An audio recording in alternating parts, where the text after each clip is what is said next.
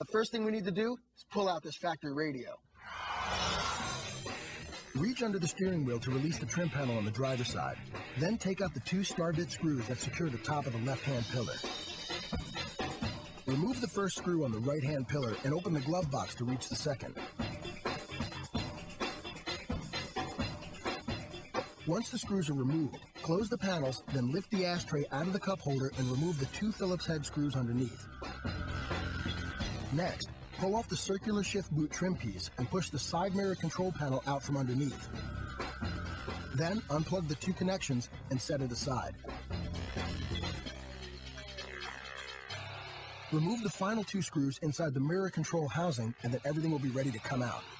Lift the cup holder tray up and pull it away from the center console, then slide both of the pillars out on each side.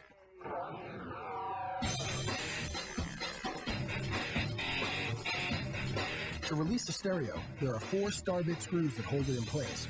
Once they're removed, the stereo will slide forward so that you can unplug the harness and the antenna and pull it out of the car. Well, that gets the radio.